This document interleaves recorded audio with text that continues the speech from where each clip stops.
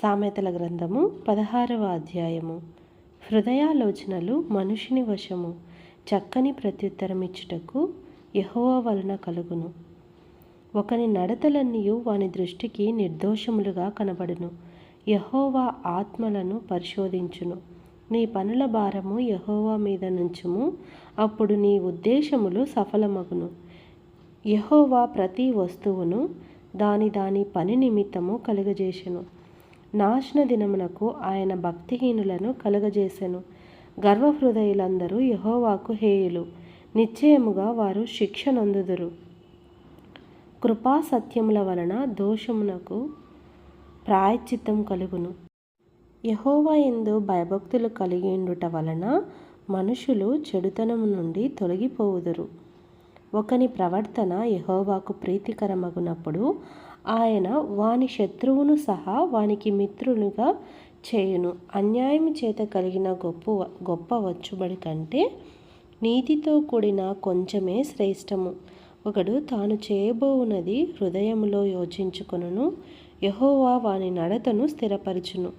దైవోక్తి పలుకుట రాజు వశము, న్యాయము విధించుట యందు అతని మాట న్యాయము తప్పదు. న్యాయమైన త్రాసును తూనిక రాళ్ళును యెహోవా యొక్క ఏర్పాటులు. సంచిలోని గుండ్లన్నీయు ఆయన నియమించెను. రాజులు దుష్టక్రియలు చేయుట హేయమైనది. నీతి వలన సింహాసనము స్థిరపరచబడును. నీతిగల పెదవులు రాజులకు సంతోషకరములు, యథార్థవాదులు వారికి ప్రియులు. రాజు క్రోధము మరణదూత, జ్ఞాని అయిన వాడు తన క్రోధమును శాంతిపరచును. రాజుల ముఖ ప్రకాశం వలన జీవము కలుగును. వారి కటాక్షము కడవరి వాన మబ్బు. అపరంజిని సంపాదించుట కంటే జ్ఞానమును సంపాదించుట ఎంతో శ్రేష్టము. వెండిని సంపాదించుట కంటే తెలివిని సంపాదించుట ఎంతో మేలు.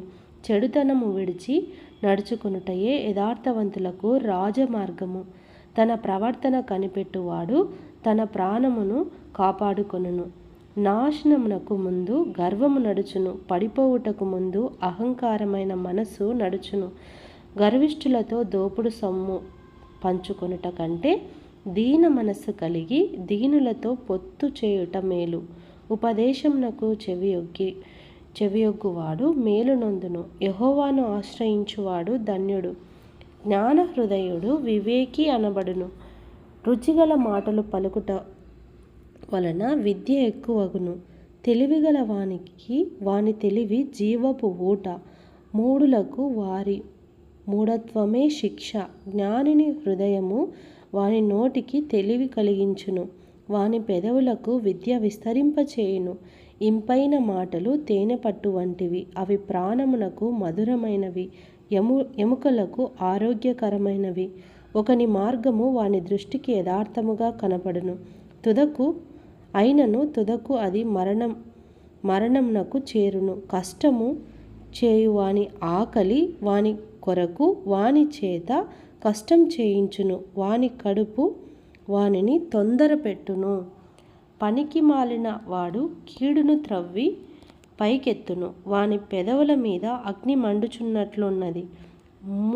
మూర్ఖుడు కలహము పుట్టించును. కొండెగాడు మిత్రభేదము చేయును. బలాత్కారి తన పొరుగువానిని లాలన చేయును, కాని మార్గములో వాని నడిపించును. కృత్రిమములు కల్పింపవలనని కనులు మూసుకొని తన పెదవులు బిగబట్టువాడే కీడు పుట్టించువాడు. నెరసిన వెంట్రుకలు సొగసైన కిరీటము, అవి నీతిగల ప్రవర్తన గల వారికి కలిగి ఉండును. పరాక్రమశాలి